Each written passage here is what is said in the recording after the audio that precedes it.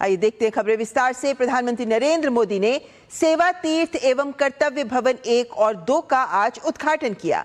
इस अवसर पर प्रधानमंत्री ने स्मारक डाक टिकट और सिक्के का विमोचन भी किया। ये प्रशासनिक भवन आधुनिक, कुशल, सुलभ और नागरिक केंद्रित शासन प्रणाली के निर्माण की प्रधानमंत्री की प्रतिबद्धता को दर्शाता है। सेवा तीर्थ भवन परिसर अब प्रधानमंत्री कार्यालय, राष्ट्रीय सुरक्षा परिषद सचिवालय और कैबिनेट सचिवालय का नया पता होगा।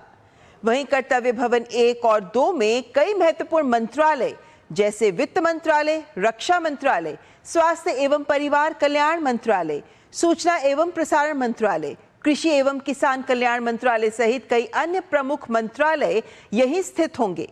प्रधानमंत्री नरेंद्र मोदी ने सेवा तीर्थ और कर्तव्य भवन को देश की जनता को समर्पित किया। उन्होंने कहा कि ये इमारतें भारत की जनता की आकांक्षाओं को पूरा करेंगी। साउथ ब्लॉक और नॉर्थ ब्लॉक जैसी इमारतें जहां ब्रिटिश हुकूमत की सोच को लागू करने के लिए बनी थी, वहीं आज मैं गर्व के साथ कह सकता हूं कि सेवा तीर्थ और कर्तव्य भवन जैसे नए परिसर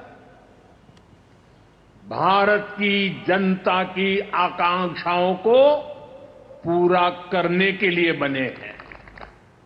यहां से जो फैसले होंगे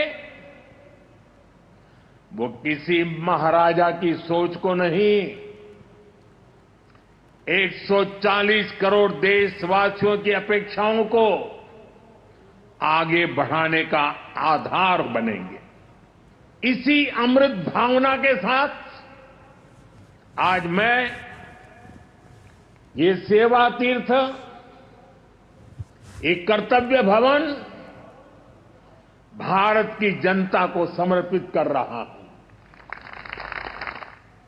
और इस अवसर पर प्रधानमंत्री ने विकसित भारत 2047 के लक्ष्य को भारत की प्रतिज्ञा बताया।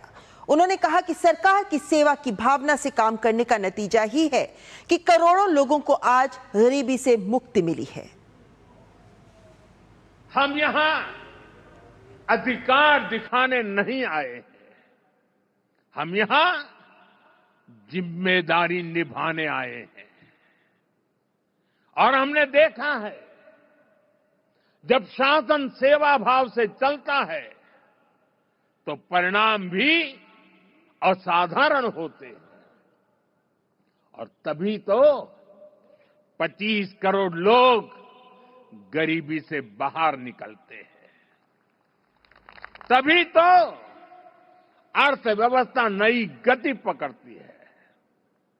साथियों, आज विकसित भारत 2047 सिर्फ हमारा लक्ष्य नहीं है, यह विश्व की निगाहों में भारत की प्रतिज्ञा है। और इसलिए यहां बनने वाली हर नीति, यहां होने वाला हर निर्णय सेवा की निरंतर भावना से प्रेरित होना चाहिए।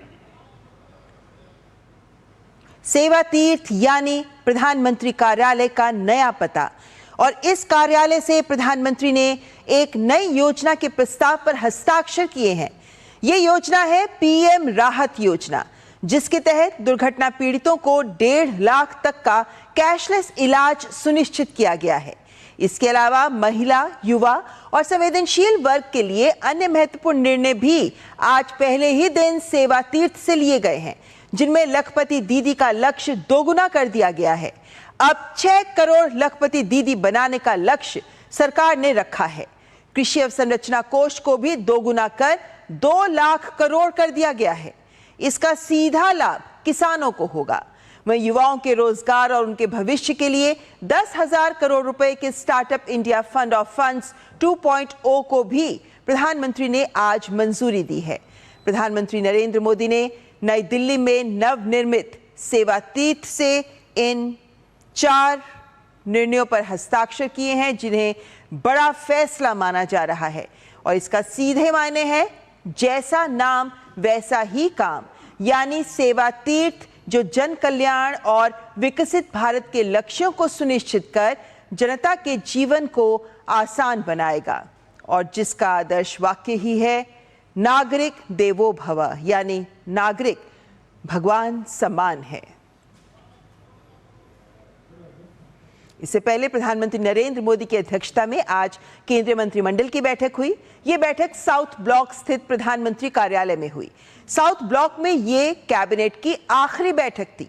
सेवा तीर्थ से अब आधिकारिक रूप में कामकाज की शुरुआत हो चुकी है और अब से पीएमओ का सारा कामकाज और बैठकें सेवा तीर्थ पर ही होंगी। और फिलहाल यहां पर एक ब्रेक के लिए रुकते हैं। ब्रेक के बाद हाजिर होंगे सेवा तीर्थ की ही खबर को लेकर। आप बने रहें हमारे साथ, देखते रहें न्यूज़ नाइट।